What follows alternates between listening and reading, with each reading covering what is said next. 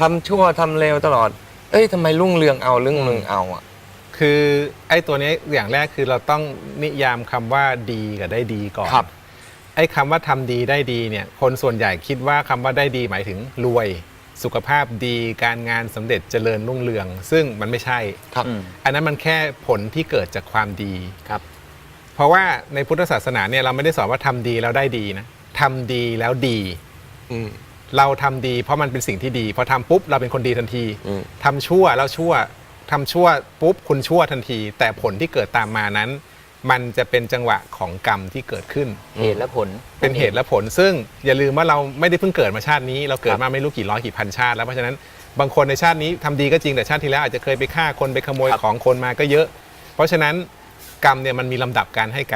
ห้ผลของมันบางกรรมให้ผลณปัจจุบันบางกรรมมันไปให้ผลในชาติหน้าเพราะฉะนั้นบางคนที่บอกว่าทำชั่วแล้วทำไมได้ดีนั่นแปลว่าในอดีตเขาเคยทำดีก็อาจจะเคยไปช่วยคนก็อาจจะเคยทำสังฆทานและผลกรรมนั้นมันส่งผลกับเขาณขณะนั้นพอดีทำให้ขณะนั้นเขามีความสุขความเจริญแต่ไอ้ผลที่เขาทำชั่วณปัจจุบันเนี่ยก็จะต้องส่งผลเขาเหมือนกันแต่อาจจะไม่ใช่ตอนนี้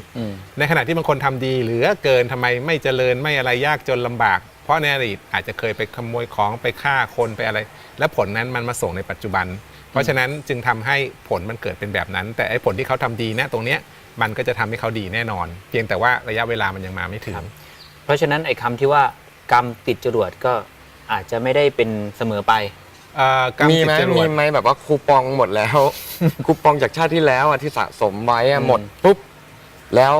มันมีผลเลยคราวนี้พลิกเลยจากลุ่งเนี่ยเฮ้ยคราวนี้เริ่มทำชั่วแล้วเริ่มมีผลละ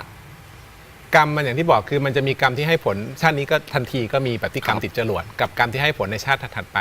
ถ้ากรรมที่ให้ผลในชาตินี้ทันทีตัวเดียวเลยที่ให้ผลทันทีคืออนันตริยกรรมคือทำกรรมชั่วฆ่าพ่อฆ่าแม่ฆ่าพระอรหันต์อันเนี้ยต่อให้คุณทำความดีมาแค่ไหนความดีนั้นหมดสิ้นเลยคุณเลี่ยงตั้งแต่ตอนนั้นซึ่งไอ้อนันตริยกรรมเนี่ยมันอยู่ในส่วนของคลุกรรมคือกรรมหนักนั่นหมายความว่าอีกด้านหนึ่งที่เป็นกรรมหนักด้านดีก็มีคือคุณบรรลุนิพพานถ้าเกิดคุณปฏิบัติธรรมจนบรรลุถึงนิพพานต่อให้คุณเคยทำกรรมชั่วมาที่ไหนก็ในเมื่อคุณบรรลุธรรมแล้วมันก็ไม่มีการเวียนว่ายตายเกิดอีกมันก็จะไม่มีผลของกรรมชั่วตามมาอีกในชาติต่อไปอันนั้นคือกรรมติดจรวดของจริงมีแค่ตัวนี้แต่นอกนั้นก็คือต้องตามจังหวะของมันต้องตามจังหวะของมัน